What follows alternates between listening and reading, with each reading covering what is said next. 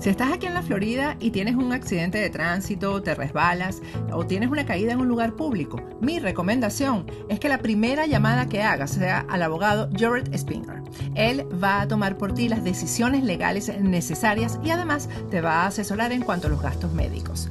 Jared tiene 17 años de experiencia como abogado de accidentes en la Florida y personalmente sufrió un accidente de tránsito que casi le cuesta la vida. Nadie como Jared para conocer el vía crucis que puede derivar de un accidente. La ley te protege en caso de un accidente, no importa tu estatus migratorio. Jared Spinger defiende tu derecho a ser recompensado de manera justa. Y si Jared no gana tu caso, no pagarás nada. Así que no lo dudes. Llama al abogado Jared Spinger. No tienes nada que perder y mucho que ganar. Llámalo ahora mismo al 1-833-lesionado. Te van a atender las 24 horas del día en inglés y en español. Llama a Jared incluso antes de comunicarte con tu compañía de seguro. Yo sé por qué te lo digo. Regresamos con Agárrate y quiero hacerte la recomendación que siempre hago cuando alguien me pregunta cómo venir a Estados Unidos y tener un estatus migratorio. Hazlo a través de una certificación laboral, porque la certificación laboral te lleva muy rápido a una residencia permanente aquí en Estados Unidos. Yo siempre recomiendo los servicios de nuestros aliados de UCIA Legal porque ellos trabajan de la mano con empleadores que te van a dar ese trabajo estable que necesitas para acceder a la certificación laboral. Escríbeles al número que tienes en pantalla, que es un número de WhatsApp, y ellos te van a dar tu primera cita, que es totalmente gratis.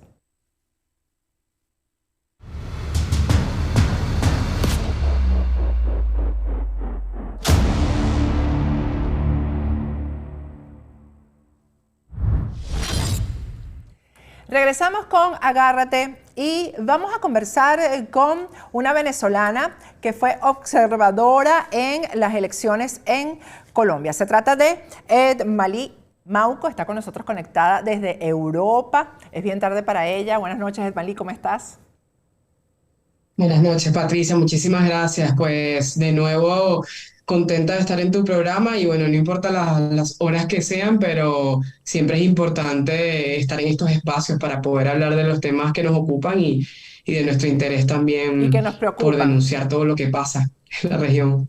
Edmalí es politóloga y además tiene estudios en Derecho, es internacionalista también. Y por eso creo que la visión que nos puede dar es bastante completa de lo que ahí ocurrió, porque estuviste, Edmalí, en la primera vuelta, en la segunda vuelta, y yo quiero que nos hagas un poco un resumen de esas cosas poco comunes o que se salieron de lo esperado de estas elecciones en Colombia, para que de ahí nos vayamos a lo que hemos visto después de las elecciones, las declaraciones de Petro, las comunicaciones con, por ejemplo, el presidente de los Estados Unidos y también con Maduro, y lo que Petro hoy declaró acerca de lo que para él ha significado eso, ¿no? La comunicación con digamos que con los dos polos, porque se podría considerar de esta manera, ¿no?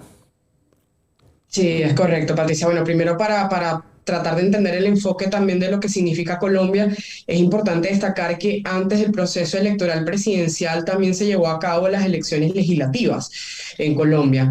Esto le da una apertura a lo que hoy conocemos ya como el proceso llevado a cabo de las presidenciales que se consumó este domingo, este pasado domingo apenas, y donde desde ese principio, por así decirlo, desde esas elecciones legislativas, se venía hablando de posibles fraudes, anomalías en el proceso, etcétera.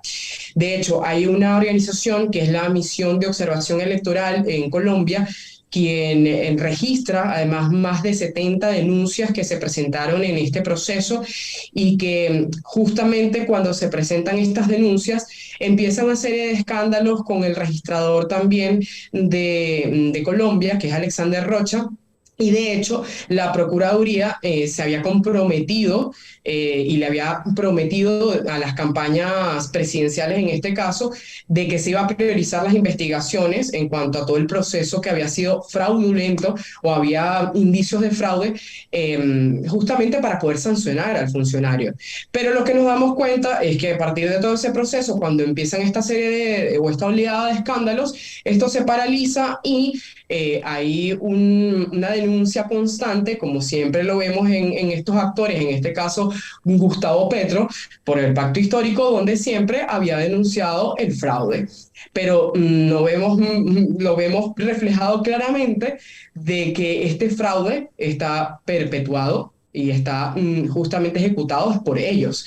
Y claramente, de hecho, ellos llamaron en un momento al tema de que estuviese velado los votos por la empresa Indra, que además es de aquí de España, pero lo que no dicen y los escándalos que no se cometen, no se comentan de Indra es que nunca se han sometido a un proceso de auditoría como tal, y esto obviamente es totalmente vulnerable. Pero bueno, aún así, Gustavo Petro también hizo ese llamado porque supuestamente se estaban presentando fraudes y habían problemas en los formularios donde no se le sumaron votos a él en la primera vuelta, etcétera. Y bueno, y ahí es donde comienza como que el tema de la opinión pública a centrarse en ello, pero realmente lo que se tenía que centrar la opinión pública era en destacar la trayectoria negativa y nefasta de lo que es Gustavo Petro y el pacto histórico en general. Porque bueno, vemos que Gustavo Petro tiene una trayectoria nefasta, terrible, asociada a la guerrilla, al narcotráfico, al crimen organizado, y que además es una persona que está obsesionada con el poder, porque Gustavo Petro no llega a la presidencia por una aspiración de una sola vez, ni de dos veces. Gustavo Petro ha estado constante en este sentido y es la tercera vez y ahora lo logra a través de un pacto, de una coalición, bueno, de cierta forma histórica, como dicen ellos, porque es la primera vez que se enfrenta una izquierda, digamos, en bloque frente a una derecha que lamentablemente está resquebrajada y está quebrada para este momento en Colombia. Ajá, el Centro Democrático, en tu análisis, ¿qué ha venido Sí. pasando con el Centro Democrático? Que además, porque eso que tú estás diciendo de la historia de Petro, ¿qué pasó? ¿El elector no lo entendió?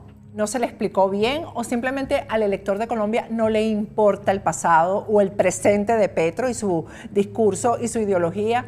¿Y qué pasa con lo que el Centro Democrático, el propio Uribe, pudo haber hecho por Colombia? Ya eso no es tomado en cuenta por el elector, esa historia digamos, de pacificación, porque eso es lo que hay que decir. Yo creo que Uribe pacificó Colombia y eso ya no le importa al colombiano. ¿Qué pasó ahí? Sí, Patricia, que hay varios factores importantes a tomar en cuenta porque sí es verdad que Petro tiene un pasado histórico bastante importante que destacar en el sentido negativo, porque bueno, no se nos puede olvidar de dónde proviene una figura que ha representado al M-19, que ha representado a la FARC, que además tuvo una nefasta gestión como alcalde de Bogotá que sorprende, de hecho, los resultados que saca en Bogotá porque él fue destituido de su cargo, y hay que decirlo. Aunado a eso, pues obviamente los vínculos estrechos que tiene con el narcotráfico, que además en los últimos meses se encargó de llevar a cabo un programa denominado el Perdón Social, desde donde en las cárceles le prometía a criminales indultos desde esa parte también salieron videos que fueron altamente escandalosos por parte de su hermano que visitó la cárcel, reconocía la picota, y además de ello, obviamente, todo el vínculo que este personaje tiene con todo lo que conocemos como el Foro de Sao Paulo y el Grupo de Puebla que se ha venido gestando en toda la región y que aunque sí hubo mucha denuncia y en los últimos días también salieron los temas de los Petrovideos, yo creo que de cierta forma también, y hay que reconocerlo, hay una parte de la población que sí se siente defraudada y siente que la derecha de alguna forma los traicionó o no que los traicionó, sino que ya se han cansado también de los errores que se han cometido por parte de la derecha y hay que decirlo responsablemente porque esto es así. De hecho, Sí que es verdad lo que tú comentas, el tema de Uribe, que hay como una pacificación, pero también hay que decirlo que es porque también tiene un proceso abierto y también creo que se está cuidando mucho de ello.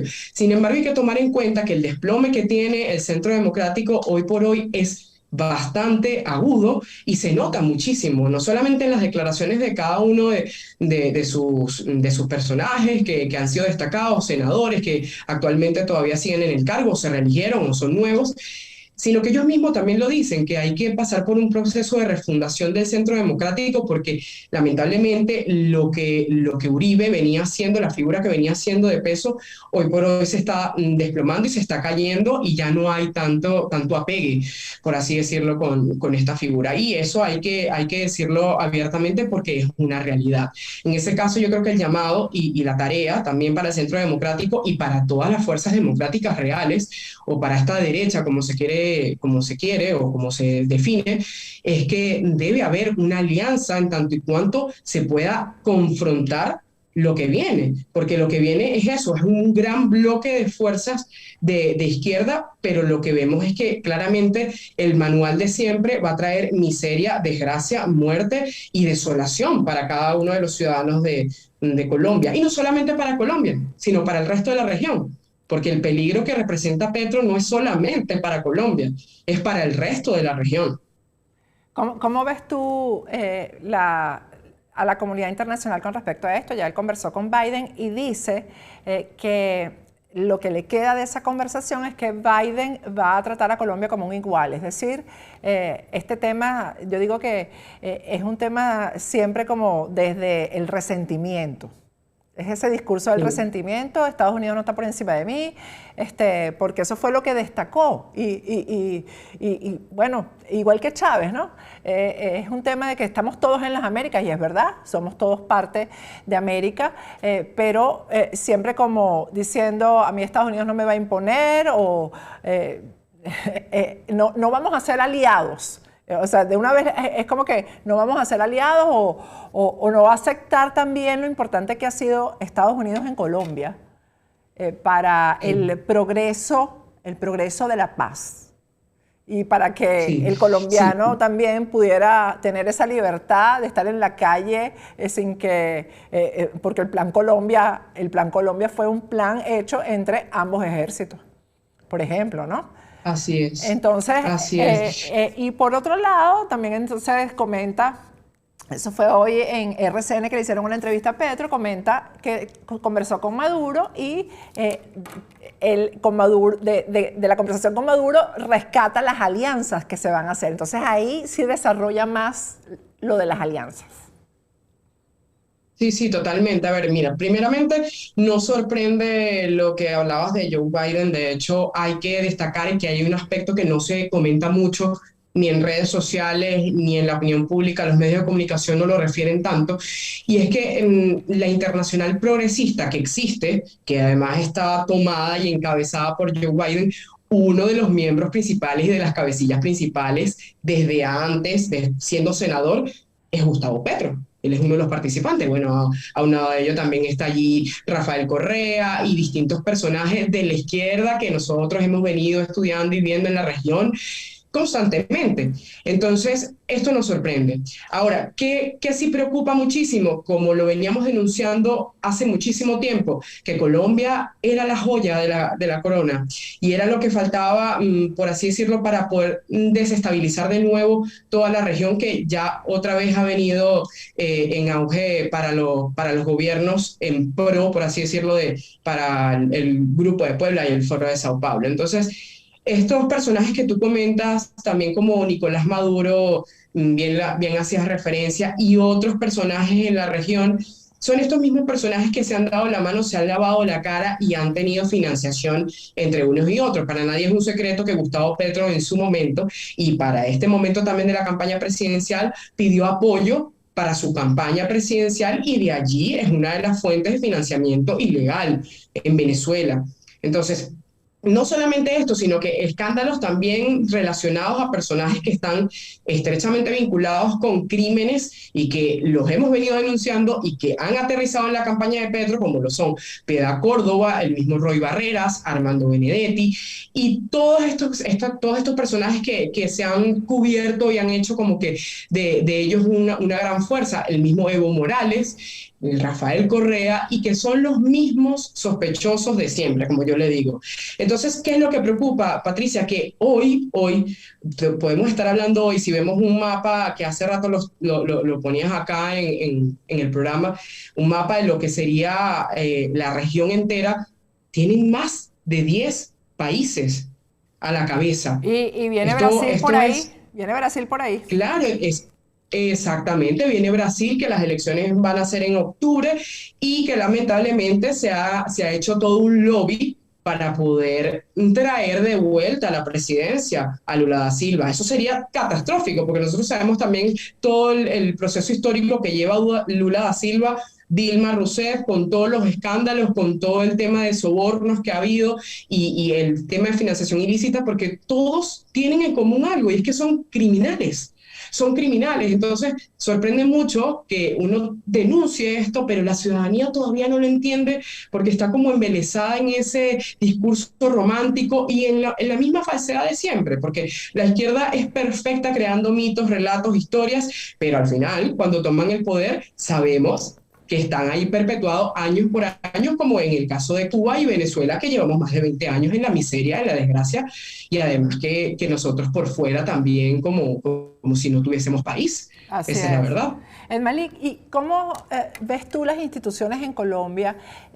Y te lo pregunto porque uno de los objetivos fundamentales en la agenda de estos tipos es quedarse en el poder. Y eso Sí. depende de si las instituciones se lo permiten o no. ¿Cómo las ves tú? Mira, yo pienso que uno de los muros de contención más importantes que existen en la democracia de cualquier país es el Parlamento, ¿no? Yo creo que desde allí se tienen que impulsar muchísimas medidas y eso justamente un poco de contrapeso para lo que puede hacer en este caso Colombia, bueno, con esta presidencia ahora a la cabeza de la izquierda radical representada por Gustavo Petro. Sin embargo, yo sí veo con preocupación que de hecho en el estamos hablando en el plano electoral. Te decía hace unos minutos que justamente había un escándalo por temas de incongruencias en el tema de la registraduría, que la registraduría es, digamos, quien lleva el proceso electoral en Colombia, y aún así eso se tapó, se dejó allí, no se habló mucho de eso, y ese proceso que se le iba a abrir en su momento a Alexander Vega no se inició.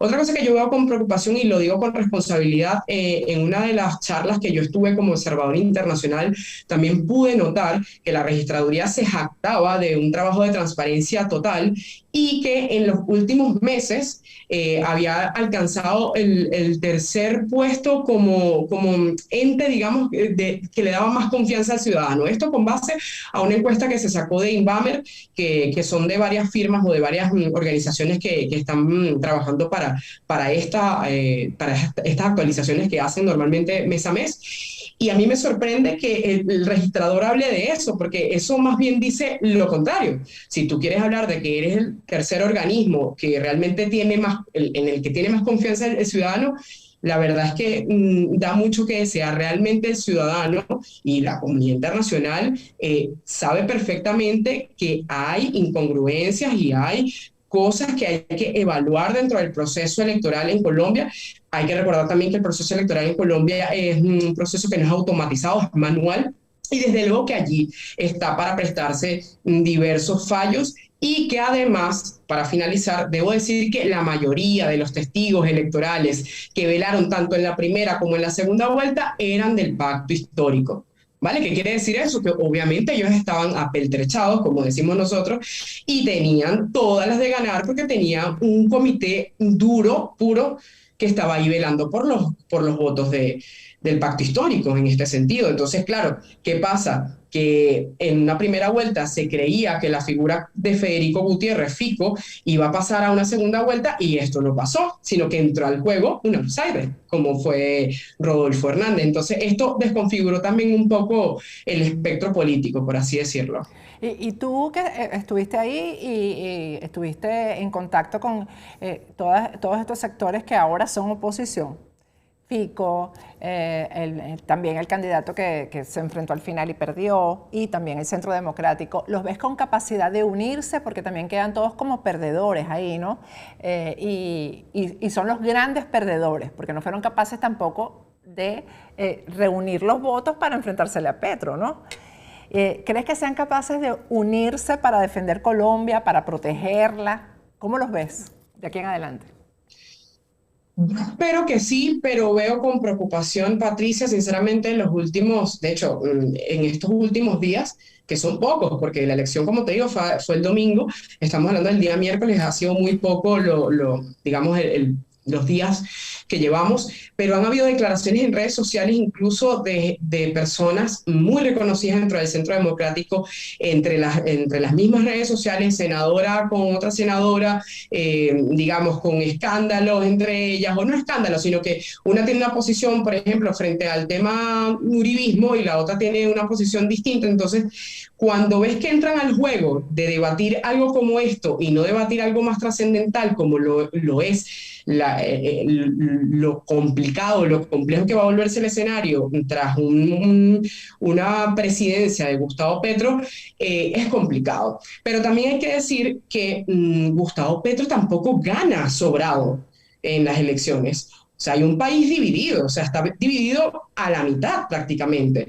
Entonces, yo creo que las fuerzas democráticas en este caso tienen que hacer una evaluación profunda de eso, de todo el descontento que hay y trabajar con base a ello, porque hay que no solamente denunciar, sino trabajar articuladamente y trabajar como un bloque fuerte que le haga frente a esto, porque lo sabemos que es que son criminales y estos criminales no abandonan el poder tan fácil.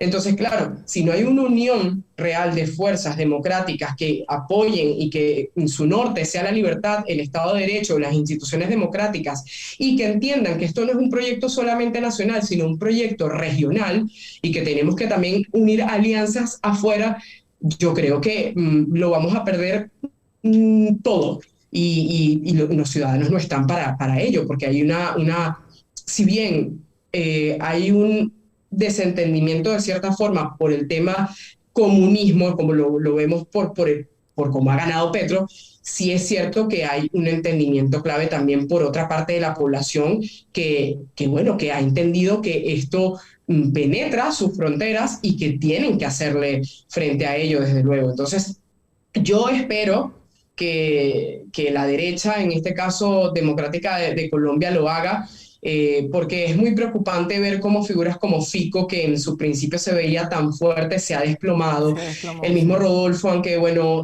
no tenía un pasado político, digamos, le hablaba muy fuerte de la corrupción, pero no solamente necesitamos que le hablen fuerte de la corrupción, sino que se hagan también tareas para que pueda darse este muro de contención. Bueno, en nombre de Dios, gracias, Edmalí. No, no, gracias a ti. Imagínate, nosotras que hemos vivido esta situación, como siempre decimos, venimos del futuro, venimos a alertar. A veces es complicado llevar esta lucha porque Sí. a veces cuando uno habla y no eres de ese país, te notan como de cierta forma extraño, pero yo creo que esta labor hay que seguirla haciendo, hay que seguir denunciando, porque esto es un manual. Este manual se sigue Es un cumpliendo a manual. cabalidad en la región y tenemos que paralizarlo. Lo Es que es nuestro deber sorprendente es paralizarlo. que yo creo que cada colombiano tiene a dos venezolanos al lado diciéndole lo que vivieron en su país y que Sí, esto haya ocurrido. Eso es lo que a mí más me sorprende. Pero bueno, es así, es así. Entonces, bueno, aquí que vamos ojalá a que seguir. América Latina pueda salvarse, que Brasil también se pueda salvar y bueno, ojalá que entendamos también que sea un proceso de reflexión también para nosotros como fuerzas democráticas del momento que estamos viviendo y que tenemos que hacerle frente desde luego a toda la nueva reorganización de lo que representa el Foro de Sao Paulo y el Exactamente. Grupo de Puebla, que es nefasto para toda la región y para toda Latinoamérica. Gracias, Esmalí. Muchísimas gracias por este análisis tan completo. Gracias a ti. Espero vernos pronto. Seguro. Vamos a ir a un corte y al regreso seguimos con Agárrate.